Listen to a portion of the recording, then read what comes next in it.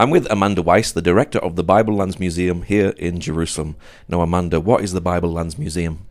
The Bible Lands Museum Jerusalem is the only museum in the world that looks at the history of the Bible, the lands, the cultures, and the people of the Bible from ancient times as our history book.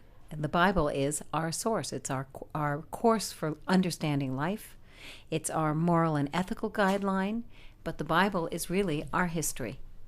And when was the museum founded and why?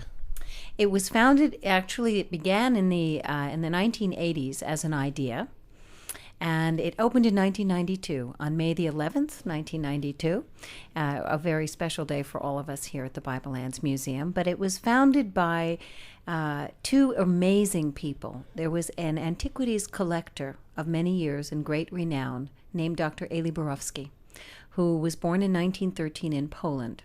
And you have to envision this very religious Jewish man from a very comfortable home in Warsaw, one of the youngest of 9 children, who always loved to study and always loved to learn. And his father said to him, "Eli, you must always continue studying. Whatever you do, wherever you go, you must learn." And so he went out and he left Poland after he'd studied at the greatest yeshivas, and he became a rabbi. In, of all places, Florence. He loved Italy. He spoke Italian like a youngster until his very later years. He passed away at almost 90 a few years ago. Eli gathered such knowledge and about the Bible, and first and foremost, about religion, about comparative religion, about history, ancient history, and languages. He could speak about 7 or 8 contemporary languages and decipher many ancient languages. So the museum is really the vision and the dream of a remarkable couple. The late Dr. Eli Borowski, who was born in Warsaw in 1913 to a very erudite, well-educated, comfortable family, the youngest of 9 children, one of the youngest. And he went on to study at the greatest institutions of Europe. And by the time Hitler came into power, he had already received his rabbinical ordination in Florence. He'd studied at the Biblical Pontifical Institute at the Vatican, and he was at that time studying in Paris at the Sorbonne.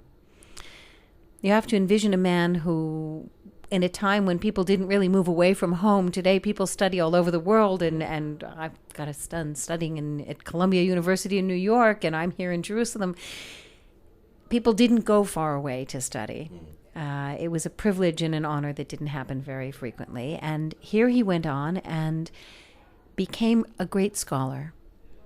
And then Hitler came to power and interrupted the flow of so many people's lives and created such devastation, certainly in the Jewish community. And Eli was marched into a work camp in Switzerland, the short version of the story. It's a very long story, which is on our website, and people can read more about him. But there he served as a translator. He spoke so many contemporary languages and could decipher the ancient languages as well from all of his studies, but they used him as a translator, so he knew what was going on back in Warsaw.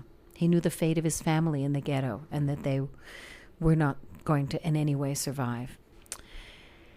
By the end of the war, a great deal of ancient art and antiquities had been flooded into the market because so many private collections had been raided and the Nazis had stolen so much art and looted so much. And people came to him with little antiquities and they would say, "You read ancient inscriptions. You tell me, what does this say? What does this have on it?" And he would decipher. He would tell them where it came from, what culture it was most likely from, what the inscription said. And slowly but surely he began to realize that there was so much material, and one particular piece came into his hand. We have it here in the gallery. It's in the entrance gallery to the museum. It's an ancient cylinder seal, and on it is carved the name Shalom. And he was convinced that that was the name of an early Israelite king from the Bible. Now, a cylinder seal, all right, a seal or a stamp seal of a king is their name, is their signature. It's as important as your passport and your national identity number and your most important credit card that you could have today, or your bank account number. Right? It was everything you had in order to trade in commerce in the ancient world or communicate. So Eli was holding this seal, and he understood that this, if he were to begin to collect antiquities, that related to the lands of the Bible. Now, we're called the Bible Lands Museum, Jerusalem. It's a tough name to understand, but here I'm going to try and explain it to you.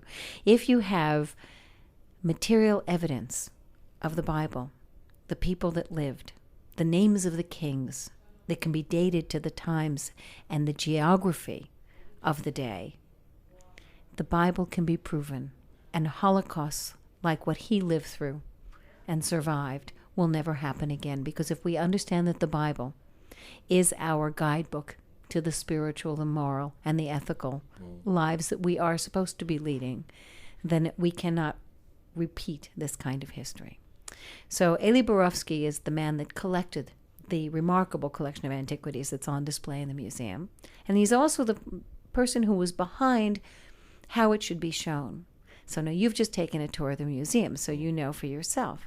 The museum is chronological, which is very different than an ancient history museum. If you go to the British Museum or the Metropolitan in New York or other great ancient history museums, they have similar collections of ancient Near Eastern art, some of the better ones, because we're among the top collections, but they don't show them with a reference to the Bible in any way, and they don't show them chronologically. At the British Museum, the Egyptian collection is one of my favorite collections to go through. I can spend days there, or the Syriology. But here you'll come up against ancient Mesopotamia and ancient Egypt in the same time period. As a matter of fact, you'll be standing in the time period of the prophet Abraham, our father Abraham, and you have Mesopotamia on one side, and you have Egypt right alongside. And you can look at the belief systems as monotheism was just beginning to take its very beginning first steps in the journey of Abraham. You have a sense of where did that come from? Where did Abraham come from? We have a tablet that shows the calendar that of the time period of Abraham in the neighborhood, Larsa, which was neighboring Ur, where Abraham was born, that mentions a date which corresponds directly to a date in the Hebrew calendar of today. Why? Because the lunar calendar that Abraham grew up with is the Hebrew calendar that we use in Judaism around the world today. And we celebrate our holidays when the sun goes down, and our holidays end when there are 3 stars in the sky. It didn't come out of thin air, all right? It actually came from ancient Mesopotamia tradition and the culture of the day that Abraham came from. And that's how we practice Judaism to this day. We cannot disconnect ourselves from ancient history. What sort of time frame does the museum go through? We start at earliest beginnings of civilization, and we go into early Christianity.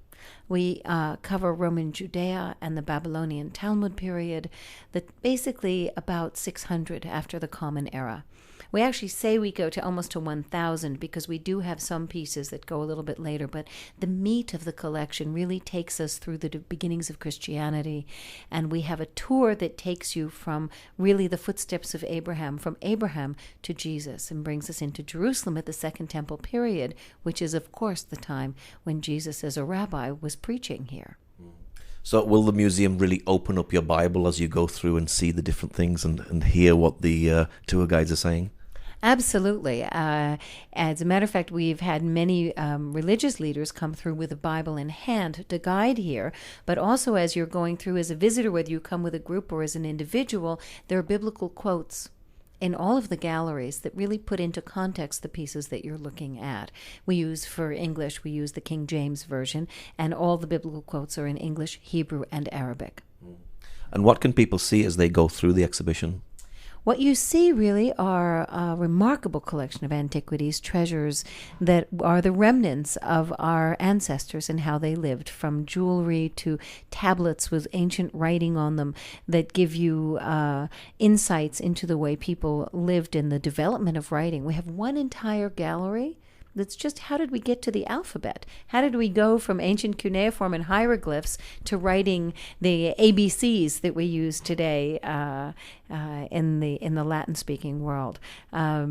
We have really the development of trade and commerce and religious belief.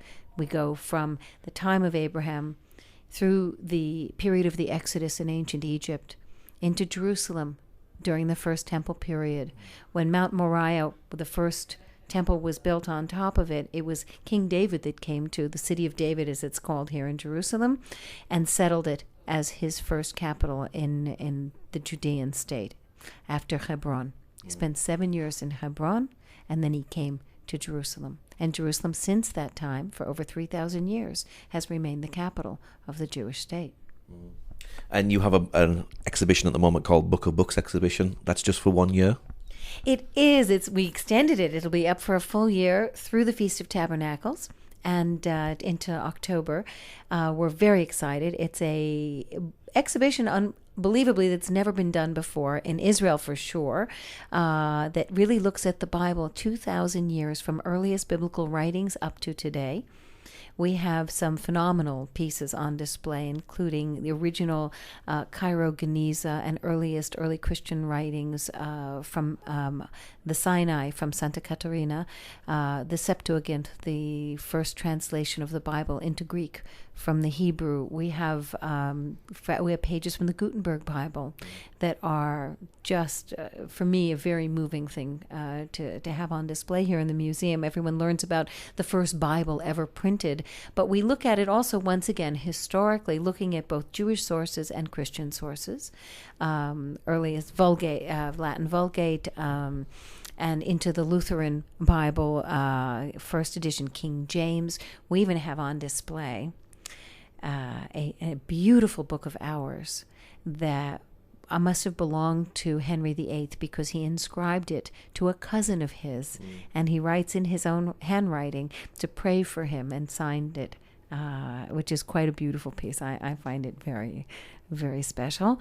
And then at the very end of the exhibition, we have a model of the Gutenberg printing press, because Gutenberg did two things. He revolutionized the way we produce and publish, literally publish and print books, but he also, by doing so, revolutionized the way we access the Bible itself. Because by having printed Bibles available in any language and translated into virtually every language ever imaginable, we make the Bible something that every individual, every man, woman, and child can read for themselves and study. And you also do lectures here as well? We do. We have lectures every Wednesday evening. We do scholarly seminars on specific topics. We have programs for families and children. We have thousands of visitors here a year that come through the museum for a wide variety of programs. We have a website that keeps people up to date with what's going on in the museum. And we're right here in the center of Jerusalem, right by the Knesset, the Parliament, and the Israel Museum and the Shrine of the Book. We're in what is known as Museum Row, and we're open every single day of the week. We have a great audio guide for people that come on their own if they don't want to come with a group tour, and we have guided tours with docents every single day except for Saturdays that are free with entrance to the museum. So we invite everyone to come to the Bible Lands Museum. We are open on Shabbat, on Saturday, the Jewish Sabbath, but our gift shop is closed, which is a terrible thing to miss out on if you're coming to the museum, because it's really wonderful and definitely worth making a stop off for. Yeah. And you have weekend family fun. Is the museum very important for children as well? Absolutely, and we have a number of different what we call sort of, they're not really toys, but they're like activities for children. We have some published materials that parents and children can take together and go through. We have one that's in English as well called Shamshi, in the footsteps of the Bible, where you basically walk through with an animated cartoon booklet that's quite entertaining and educational for parents and children. And we also have treasure hunts and things that we set up through the galleries at different times, and we change out. And on the holidays, all the main holidays here in Israel, including during the summer when children are off school, we have programs for families going on, and they're always different, and they always include creative art workshops and things that get people excited and enjoying learning new things. And you promote Arabs and Jews together, do you? Well, we actually do, very much so. All of our exhibitions are trilingual, in that the material is available also in Arabic.